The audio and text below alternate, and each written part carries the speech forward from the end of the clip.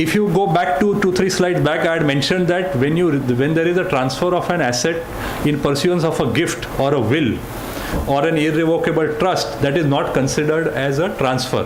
But in those kind of cases, what is the cost? Because if suppose somebody has gifted Mr. Shenoy some shares, in his hands there is no cost because he has got it free. So as such, cost is zero for him.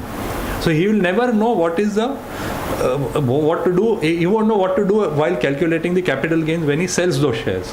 So the provision is this, that the cost of acquisition of the asset acquired by way of gift or inheritance will be the cost in the hands of the previous owner. So let us say there is a Mr. A. He had bought some shares in the year 2000 for 10 rupees, 1000 shares at the rate of 10 rupees. So his total cost is 10,000 rupees. In 2005, he expires, and by way of inheritance, his son becomes the owner of the shares. And now the son is selling those shares. So in the hands of the son, the cost will be the cost, what was the cost in the hands of the original owner, which is the father, which is 10 rupees per share. So the cost for the son will be 10,000 rupees for the 1000 shares. And the period of holding will also go back to the period of holding in case of the original owner.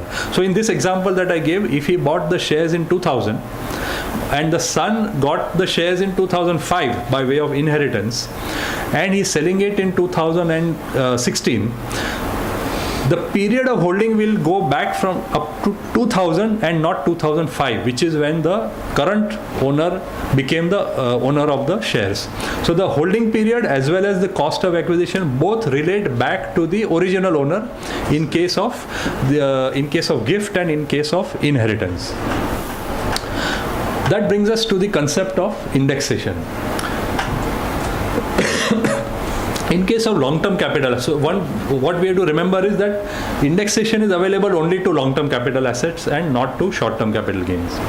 So in case of long-term capital asset which was acquired by way of gift or inheritance, the transferor will get the benefit of indexation, will get the benefit of index cost of acquisition or index improvement, taking the indexation from the period when it was acquired by the original owner and not from the period when it was received as gift or inheritance.